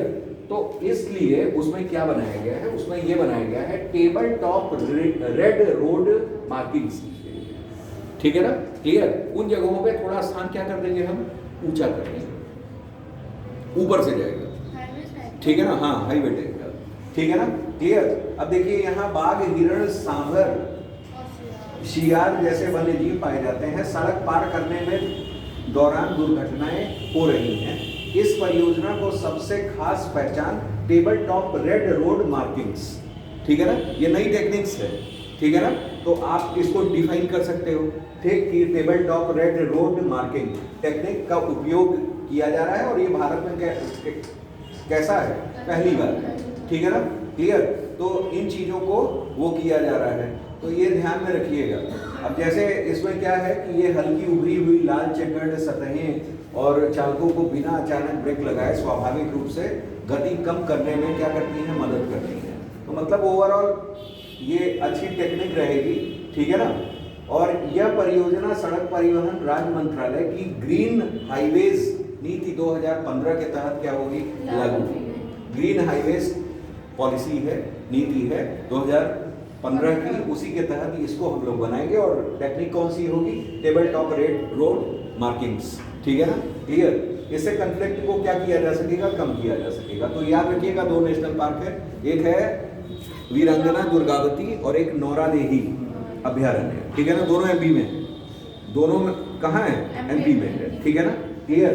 वैसे भी आप जान रहे हैं कि एमपी में टाइगर रिजर्व ज़्यादा है, ठीक है ना। अभी एक हम लोग टाइगर कॉरिडोर भी बना रहे हैं, 4 उनको लेकर के बना रहे हैं। एक पन्ना है, एक हमारा कान्हा है, एक हमारा बाधवगढ़ है और एक हमारा कौन है, पेंच, ठीक है ना, पेंच, पन्ना, बाधवगढ़ और हमारा कौन, कान्हा, ठीक है ना। ये चारों आपके क्या है, टाइगर रिजर्व। इन टाइगर रिजर्व को कनेक्ट करके हम लोग क्या बना रहे हैं, टाइगर कॉरिडोर बना रहे हैं, ठीक है ना, क्लियर। तो ये ध्यान में रखिएगा। वैसे भी हमारा टाइगर स्टेट कौन सा है, टाइगर स्टेट यही है आपका मध्य प्रदेश, ठीक है ना। चलिए आगे आइए। जेपी मॉर्गन मुंबई में एशिया का सबसे बड़ा जीसीसी सेंटर स्थापित करेगा, ठीक है ना। जीसीसी का मतलब हो गया ग्लोबल कैपेबिलिटी सेंटर, ठीक है ना, क्लियर। जैसे इसमें क्या है कि ये जेपी मॉर्गन बनाएगा किसका, मुंबई में एशिया का सबसे बड़ा जीसीसी सेंटर। बस इसको इतने याद रखिए, उससे ज़्यादा याद हो ना रहे। पवई आप जान रहे हैं, पवई एक झील है, वहीं आईआईटी मुंबई के पास। ये भी प्रश्न आप देख सकते हैं उसमें 2014 का आरओ का पेपर है, ठीक है ना, एग्जैक्ट मैं बता रहा हूँ 2014 के आरओ के पेपर में ये आया हुआ है, ठीक है ना, कि पवई झील जो आईआईटी मुंबई है कि इस झील के किनारे, ऐसा कुछ प्रश्न उसमें था, ठीक है ना। तो पवई मुंबई, ठीक है ना, ये ध्यान में रखिएगा। तो ओवरऑल क्या है कि ये जेपी मॉर्गन आपसे सीधा सीधा प्रश्न आएगा कि भारत में एशिया का सबसे बड़ा ग्लोबल कैपेबिलिटी सेंटर ये कहाँ खुल रहा है, तो कहाँ खुल रहा है, मुंबई में खुल रहा है। किस समूह द्वारा खुल रहा है, जेपी मॉर्गन, ठीक है ना। कहाँ खुल रहा है, पवई, पवई एक जगह है, ठीक है ना, क्लियर। आगे आइए, नेक्स्ट हमारा है इसमें वीरांगना दुर्गावती टाइगर रिजर्व चीतों का नया अभ्यारण्य, ठीक है ना। ये भी आप देखिए सागर जिले में है और नौरादेही क्षेत्र में स्थित यह रिजर्व पूनो नेशनल पार्क में चीता पुनर्स्थापना की सफलता के बाद, ठीक है ना, राज्य का तीसरा चीता आवास बनेगा, ठीक है ना। तो आपसे इसमें बहुत ज्यादा नहीं, बस आपके नाम पूछे जाते हैं, ठीक है ना, कि ये कहाँ है एक्चुअल में। जितने भी टाइगर रिजर्व्स हैं, एलिफेंट रिजर्व्स हैं, ठीक है ना, और नेशनल पार्क्स हैं और वाइल्ड लाइफ सेंचुरीज हैं, इनके नाम आपको याद होने चाहिए, ठीक है ना। इनके अलावा रामसर साइट्स हो गए, आपके जो भी विरासत स्थल हैं, ठीक है ना, और आपके बायोस्फीयर रिजर्व्स हैं, ठीक है ना, वो आपको पूरे याद होने चाहिए कि कैसे कैसे क्या है, ठीक है ना। ये सब आए दिन एग्जामिनेशंस में पूछे जाते हैं। एक और अब आजकल शुरू किया है, आपको एक कौन? हॉट वाटर स्प्रिंग्स, ठीक है ना। हॉट वाटर स्प्रिंग्स कौन कौन से हैं, ठीक है ना। अभी अधिसूचित 10 किया गया है, ठीक है ना, क्लियर। हॉट वाटर स्प्रिंग्स में 10 को अधिसूचित किया गया है, तो वो 10 तो कम से कम याद होने ही चाहिए। इनके अलावा आपको ब्लू टैग आपके वो होते हैं, ब्लू टैग प्रमाणन मिलता है उनको। ब्लू टैग प्रमाण मिलता है किसको? जो समुद्री तट होते हैं।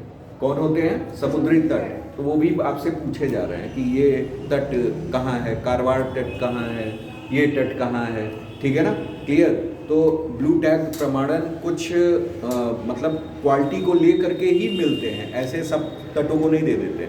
भारत में तो सैकड़ों तट है, ठीक है ना, लेकिन सबको ब्लू प्रमाणन, ब्लू टैग प्रमाणन नहीं मिल रहा है, ठीक है ना। तो ये ध्यान में रखना आवश्यक है कि किसको मिला है और कौन कहाँ इस्टेब्लिश है, ठीक है ना। पेपर में इन सब की धूम रहती है, क्रोनोलॉजिकल ऑर्डर्स ले लीजिए, चार्ट्स ले लीजिए, बहुत ज़्यादा रहता है यूपीपीसीएस में, ठीक। तो वो चीज़ें हैं।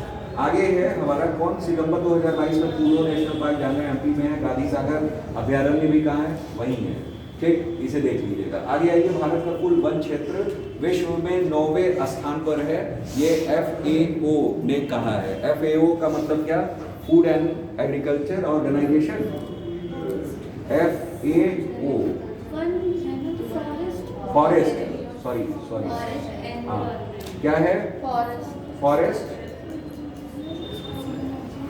FAO, फूड एग्रीकल्चर, सर वही है, फूड एंड एग्रीकल्चर, वही है फूड एंड एग्रीकल्चर क्या? कुछ और होगा, खाद्य और कृषि संगठन, है ना, फूड एंड एग्रीकल्चर ऑर्गेनाइजेशन। ये भारत में कुल वन क्षेत्र विश्व में 9वें स्थान पर दिया गया है। अब आइए, किसके द्वारा? FAO के द्वारा, फूड एंड एग्रीकल्चर ऑर्गेनाइजेशन के द्वारा दिया गया है ये रिपोर्ट, ये ध्यान में रखिएगा। अब आपसे प्रश्न क्या आएगा? प्रश्न ये आएगा कि अभी हाल ही में FAO ने एक रिपोर्ट जारी की है। वो रिपोर्ट जो है भारत के कुल वन क्षेत्र के विषय में है, जिसमें भारत का स्थान विश्व में है कैवा? तो कैवा है? 9वां, ठीक है ना। ऐसे सीधे सीधे प्रश्न देते हैं, ठीक।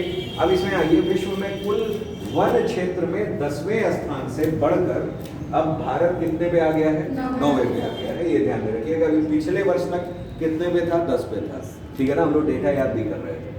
आगे आइए, उसमें क्या है कि दिया हुआ है कि 2015 से 25 के बीच में भारत ने प्रतिवर्ष 1.91 लाख हेक्टेयर वन वृद्धि की है, जो चीन और रूस के बाद कितना है?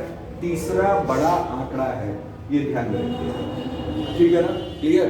अब आपसे ये चीज जो आई वो आप जान रहे हैं क्या है कि वृद्धि में भारत कैवें स्थान पर? तीसरे स्थान पे वृद्धि है भाई। आप यहाँ पढ़िए ना, दिया है कि इतने से इतने भारत ने प्रतिवर्ष इतने लाख हेक्टेयर वन में वृद्धि की, जो चीन और रूस के बाद क्या है?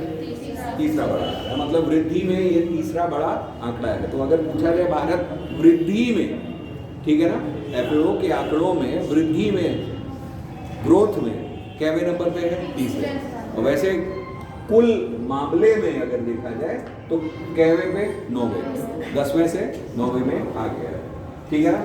विश्व के कुल वन क्षेत्र का आकार जो है वो 4.14 हेक्टेयर है। तो पृथ्वी का 32% भूमि क्या है? घेरे हुए है। इसमें प्रति व्यक्ति लगभग 0.5 हेक्टेयर वन है, ठीक है ना, क्लियर। तो ये आप लोगों का एक नया न्यूज है। आगे दिया हुआ है भारत में लगभग कितने हेक्टेयर वन है? 72,739, ठीक है ना, 1000 हेक्टेयर वन क्षेत्र है, जो विश्व में कुल वन क्षेत्र का कितना है? 2%। अब आप बताइए पूरे विश्व में हम भारत में कितने प्रतिशत हमारा वन है? केवल 2%, ठीक है ना। ये डेटा इंपॉर्टेंट है, इसे याद रखिएगा, ठीक है ना, क्लियर। क्योंकि भारत में ये वर्तमान स्थिति है जो FAO ने क्या किया है? जारी किया है, ठीक है ना, क्लियर। एक पेड़ माँ के नाम अभियान ने देश में वृक्षारोपण को क्या किया है? बढ़ावा दिया है, ठीक है ना। एक पेड़ माँ के नाम। एक चीज ध्यान में रखिएगा कि ये जो एक पेड़ माँ के नाम है, ये पिछले वर्ष ही स्टार्ट किया गया था, इनिशिएटिव लिया गया है, लेकिन अब जो है ये क्या कर दिया गया है? मतलब अब चलाया ही जा रहा है। आगे आइए, उसके बाद कार्बन सिंक के मामले में दुनिया के शीर्ष देशों में भारत कैवें स्थान पे? 5वें स्थान। कार्बन सिंक में 5वें स्थान पे, वृद्धि में 3रे स्थान पे, टोटल में 9वें स्थान पे। ठीक है ना, इसे याद रखिएगा। आगे मंगल ग्रह के नक्शे में 7 भारतीय नामों को क्या दी गई है? मंजूरी दी गई है। ठीक है ना, क्लियर। ये इनमें 7.5 अरब वर्ष पुराने क्रेटर आप लोग जान रहे हैं क्या होता है? क्रेटर है? क्रेटर मतलब झील। क्रेटर झील है। हाँ, क्रेटर झील होती है, लेकिन क्रेटर बिल्कुल वोल्केनिक इरप्शंस से जो गड्ढा बन गया वही क्रेटर है। ठीक है ना, क्रेटर। और जब क्रेटर बढ़ जाता है दैट बिकम्स कॉल्डेरा। ठीक है ना, क्रेटर अगर बढ़ गया तो दैट बिकम्स कॉल्डेरा, वो कॉल्डेरा हो जाता है। क्रेटर झील भारत में कौन सी है? कौन बताएगा? क्रेटर झील भारत में कौन सी है? कौन सी झील भारत में क्रेटर झील है? लोनार झील। लोनार झील, ठीक है ना, बुढ़लाना जिला कहाँ? महाराष्ट्र। लोनार झील, बुढ़लाना जिला, महाराष्ट्र। ठीक है ना, ये कैसी झील है? क्रेटर। हुआ क्या था कि वोल्केनिक इरप्शंस यानी ज्वालामुखी उद्गार निकले। ठीक है ना, जो गड्ढा बन गया वो सूखते सूखते उसमें जब पानी आया तो दैट बिकम्स क्या? Crater lake. ठीक है ना, और यही जो इरप्शन, वोल्केनिक इरप्शन बड़े लार्ज एरिया में होता है तो क्रेटर बिकम्स क्या? कॉल्डेरा। उसको हम लोग क्या कहने लगते हैं? कॉल्डेरा कहने लगते हैं। ये ध्यान में रखिएगा। तो 2 टर्म्स पूछे जाते हैं, एक क्रेटर, एक हमारा क्या? कॉल्डेरा। ठीक है ना, क्लियर। चलिए, और बेसाल्ट चट्टानें किससे होती हैं, बनती हैं? वो भी वोल्केनिक इरप्शन से ही हैं, लावा निर्मित हैं। और बेसाल्ट चट्टानों से कौन सी मिट्टी बनती है? काली मिट्टी बनती है। ये ध्यान में रखिएगा, जिसको हम लोग रेगुर कहते हैं। कपासी मृदा, लावा मृदा, ठीक है ना, बेसाल्ट मृदा, या हम लोग इसको काली मृदा। ठीक है ना, ये ध्यान में रखिएगा। चलिए, तो वही है। ठीक, दक्कन ट्रैक हो गया और मालवा पठार हो गया। ये काली भूमि का क्षेत्र माना जाता है। आइए, इसमें 3.5 अरब वर्ष पुराने क्रेटर को वैज्ञानिक MS कृष्णन के नाम पर रखा गया। ठीक है ना, साथ ही इसके आसपास की भू आकृतियों को केरल के स्थानों वलियामाला, थुब्बा, बेकल, बरकला और पेरियार नदी के नाम दिए गए। ठीक है ना, क्लियर। ये क्या है जानते हैं? नक्शे में 7 भारतीय नामों को क्या दी गई है? मंजूरी दी गई है। ठीक है ना, क्लियर। तो मतलब 7 जगह हैं।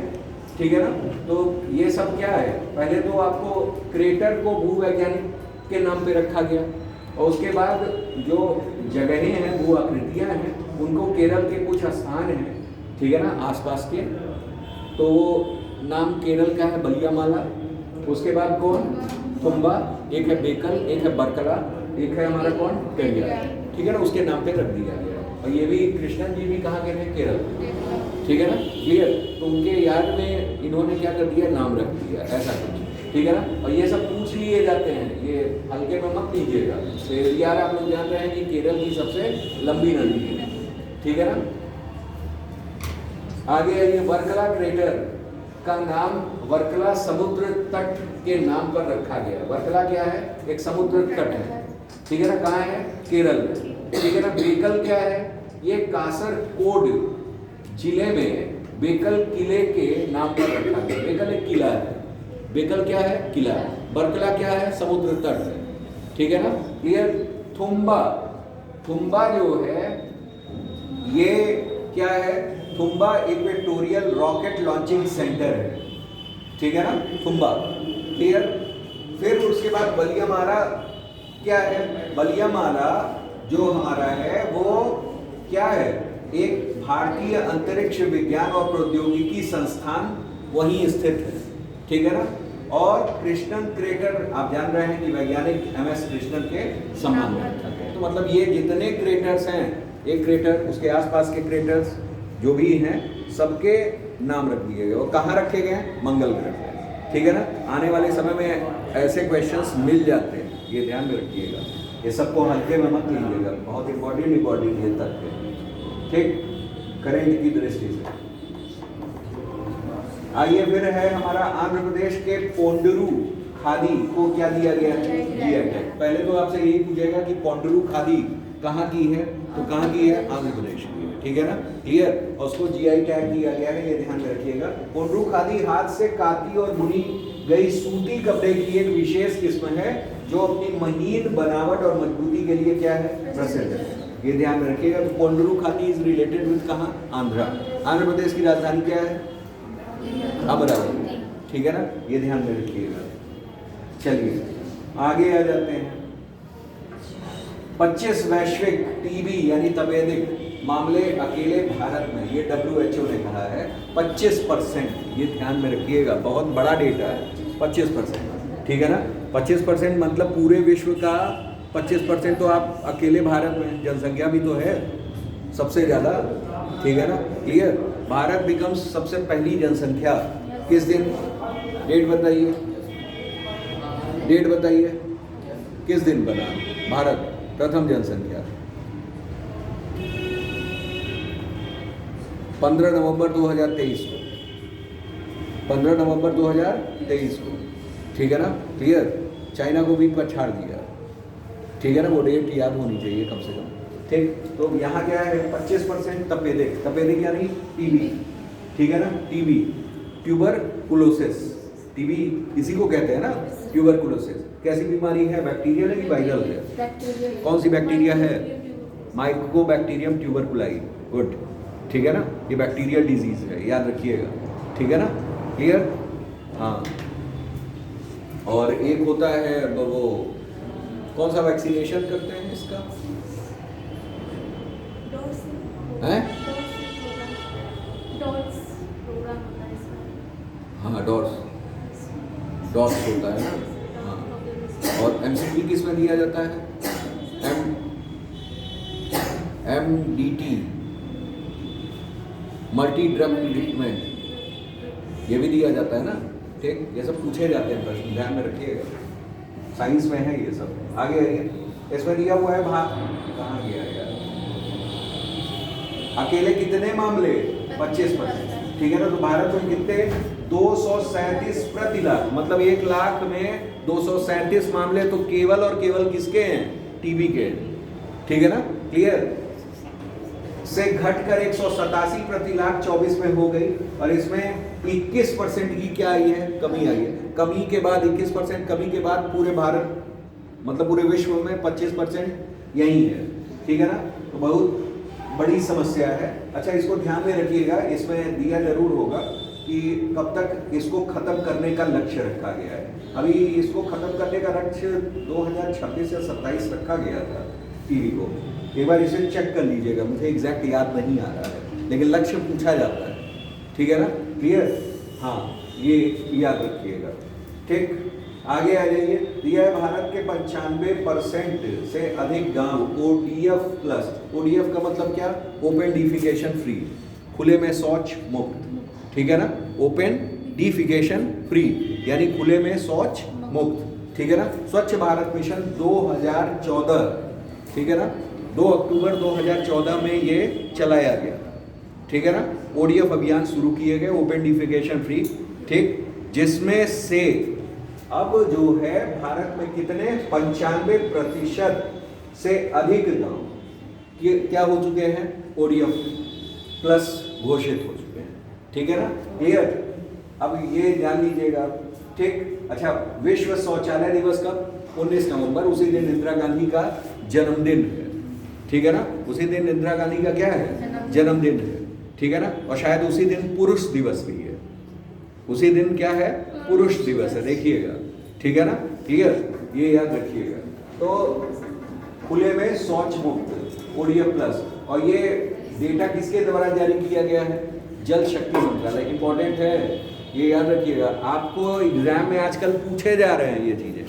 अभी पूछा था लास्ट BCS में, जो भूजल वाला रिपोर्ट आया है वो किस मंत्रालय ने या विभाग ने जारी किया? भूजल विभाग ने ही जारी किया था। लेकिन अब आपसे आने वाले समयों में पूछ देगा कि ODF प्लस रिपोर्ट जारी की गई है, किसके द्वारा जारी की गई है? तो किसके द्वारा? जल शक्ति मंत्रालय के थ्रू जारी किया गया है, ये याद रखिएगा। और इसमें रिपोर्ट में क्या कहा गया है कि 95+ गांव जो हैं, मतलब 95% गांव जो हैं ODF प्लस हो चुके हैं, ओबेडिफिकेशन फ्री हो चुके हैं, ठीक है ना। ये आदर्श गांव बन चुके हैं, ठीक, क्लियर। बाकी आप लोग पढ़िएगा, बाकी कल चर्चा होगी, ठीक है ना। Thank you. इधर बंद बैठिए।